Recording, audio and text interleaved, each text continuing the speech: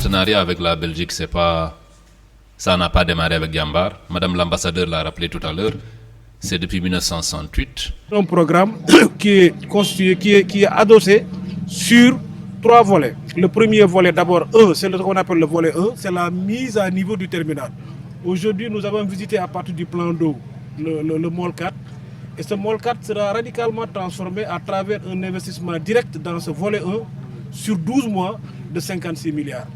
Le volet 2, il s'agira de développer les ports régionaux.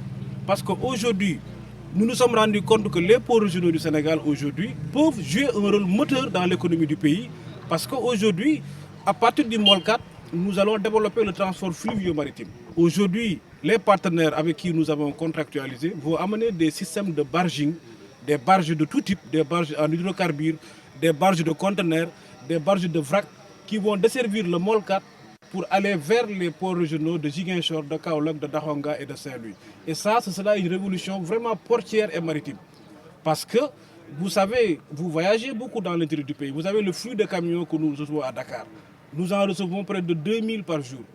Aujourd'hui, avec le barging, le système de barging que ce projet-là va inaugurer très rapidement dans le cadre du volet 2, avec un investissement de 15 jusqu'à 30 milliards pour la remise à niveau des ports régionaux. Aujourd'hui, dans son volet 2 qui entrera en jeu dès la fin du volet 1, sur 12 mois, ils vont remettre à niveau les ports régionaux de Kaolack dans un premier temps et le port régional de Ziguinchor.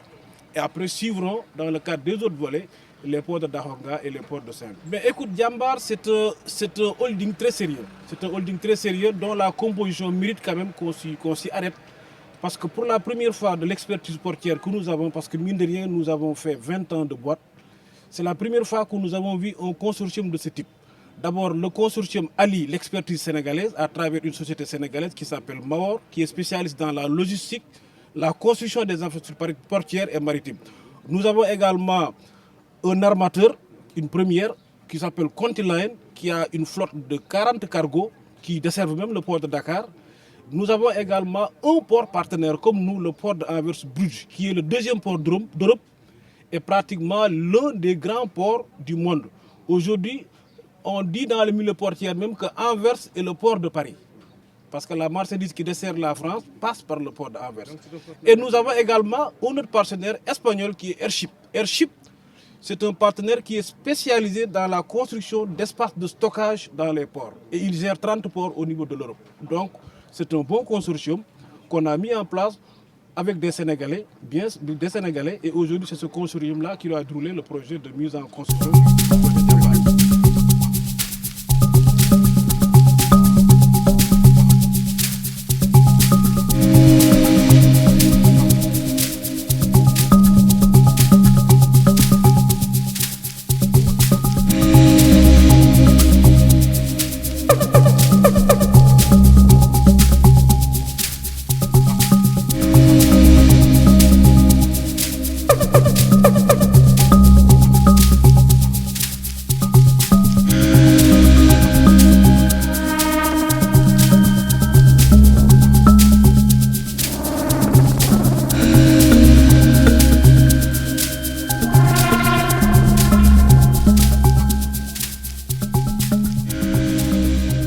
Jambar est un projet qui est né en fait d'un constat.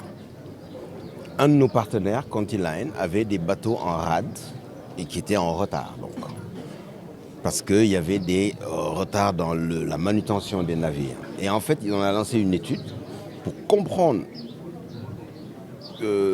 fondamentalement l'origine de ces retards, l'origine de ces blocages. Et on a vu beaucoup de choses.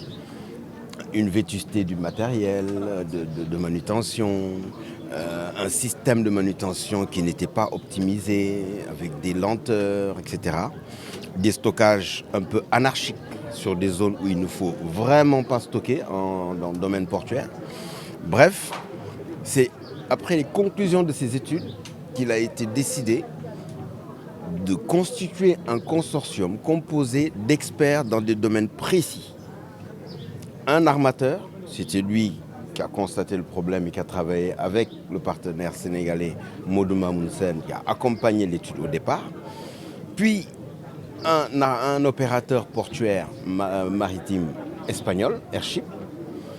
Ensuite, on a décidé de mettre autour de ces 3 sociétés privées 2 autorités portuaires pour encadrer tout ça. Le port d'Anvers, qui est un peu un modèle de référence, mais aussi un accompagnement, ainsi que le port de Dakar, bien sûr, qui accueille le projet. Donc voilà un peu comment le projet est né.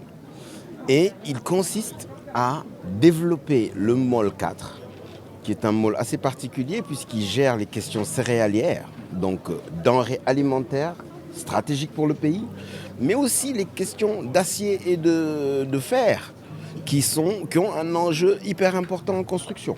Donc tout ça, c'est un impact direct sur l'économie nationale. Donc ce môle 4, l'idée c'est de le rendre fluide, de le moderniser, de sorte que le trafic se développe. Et c'est comme ça que le port de Dakar va devenir un véritable hub, comme on dit souvent, un hub portuaire, mais c'est ça. C'est la fluidité, le trafic pour que l'armateur qui veut accoster sur les côtes africaines, il ne choisisse pas Abidjan ou ailleurs, mais plutôt Dakar, parce que Dakar, ça roule, c'est fluide, etc. Donc voilà un peu la première phase du projet Djambar. La deuxième phase consiste à créer un service fluvio-maritime entre Dakar et les régions. Donc l'idée, c'est de créer alors des voies navigables, elles existent déjà naturellement, il faut peut-être mieux les aménager, pour qu'il y ait un transfert des cargaisons directement par la voie fluvio-maritime et non plus par les routes. Vous connaissez les dangers de la route, tous les jours on le vit, les camions qui chargent, qui détruisent les routes, qui génèrent de la pollution, qui créent des accidents. Donc l'un des effets directs de ce projet, ça va être un peu la décongestion du port et de la ville de Dakar.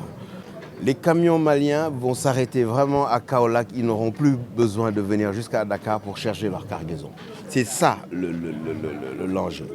Et enfin, la troisième étape consiste à réhabiliter les ports de ces régions-là.